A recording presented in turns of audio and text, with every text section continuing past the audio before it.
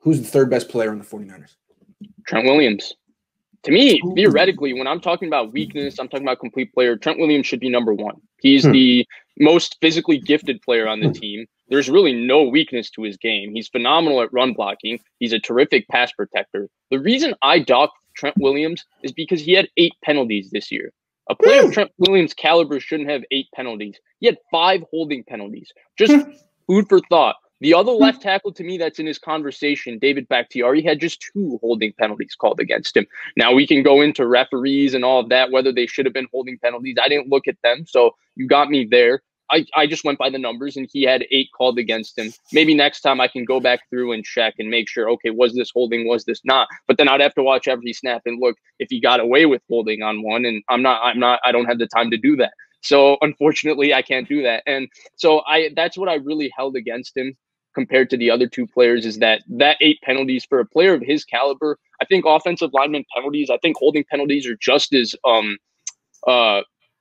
bad as sacks. I think oftentimes we don't measure them in the same sense. We just say, and the lineman gave up 7 sacks. But if he had 7 holding calls, it's just as bad as giving up 7 sacks. And for those reasons, those 5 holding calls. For me, at least you get the down over. I'm all I'm going to say. At least you get the down over. Sure.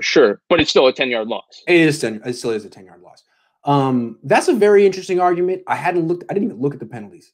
I came up with my list somewhere between Buttonwillow and Coalinga. You don't know these cities. Anyway. No, I don't. You haven't done the I-5 drive a million times like people out here have. Okay.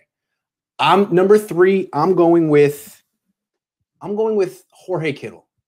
I really like Jorge Kittle. I think he's a great player. So we're splitting hairs here. Why would I put him below Trent Williams, basically? I'm going to come back to the touchdown thing. It's been 4 years in George Kittle's career. He scored 14 touchdowns. It seems to me that it's now becoming a deficiency in his game. Not that he really has one. Great blocker. The best after the catch. The best blocker. Not just a great blocker. The best blocker. The best after the catch. But the fact that he really doesn't have the greatest hand-eye coordination, that he's not making those difficult away from your frame catches routinely. He can do it sometimes.